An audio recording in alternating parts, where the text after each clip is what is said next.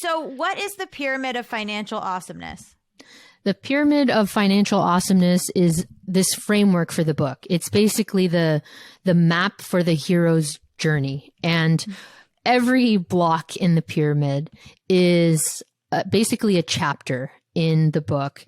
And if you go through all of these chapters and do all these exercises in a perfect world, you go up the pyramid and you achieve financial awesomeness.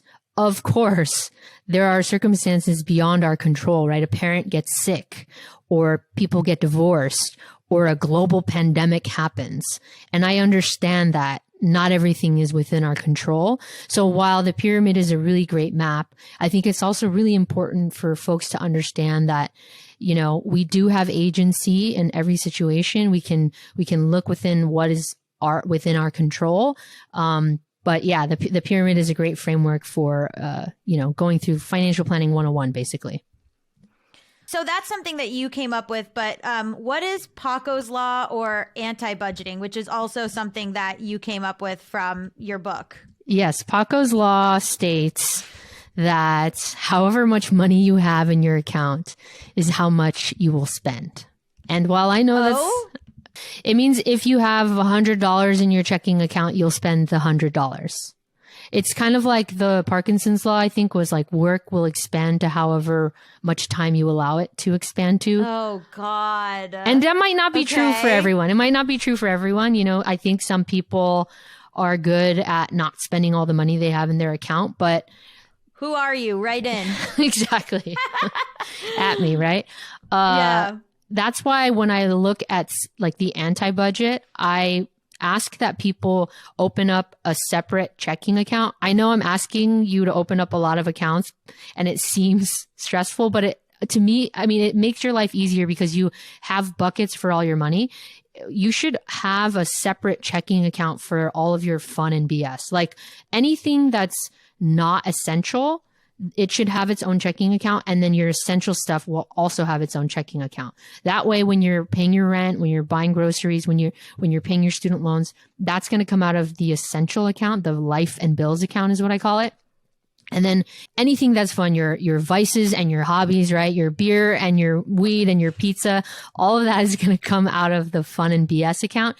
And the point of that is you get to put money in there and you don't have to do all the mental math of like, okay, well, if the gas bill hits and then it's Charlie's birthday on Friday, and then, you don't have to do all that mental math. You just have one little bucket and you get to spend that until it's zero. And, that is Paco's Law, just putting the amount that you're allowed to spend, that you're allowing yourself to spend for fun in the fun account. It helps me to have different accounts for that reason. Also for taxes, it's really helpful.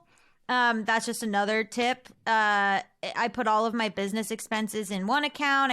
That way I'm not going through and being like, this was business, this was this on the same account. And for things that are automated, I have a separate account. So like you said, like gas bill, then my mortgage payment, or whatever, like it's all like the automated stuff so that I'm not overdrafting. So I actually am a big fan of having a bunch of separate accounts. I know it does seem stressful, but it actually makes things less confusing for me. Yeah, because you're not doing the mental math. You're just like, okay, I know how much I have in all these accounts. And it's not like, yeah, there's no question. It's very clear. Yeah. So one other thing that I liked about your book is the discussion of can I afford this versus how do I want to spend this? So how are those two different? Can I afford this feels very rooted in scarcity, in the scarcity mindset, right? And how would I like to spend this? Just that naturally feels abundant. Like you've given yourself permission to think about the potentiality of the money. And so I'm a big fan. I'm going to sound very Los Angeles. I'm a big fan of like how you are energetically with your money. It matters, it definitely matters. So if you can reframe it as, how do I get to spend this? It's very abundant and it just makes you feel good. And it's energetically overall good.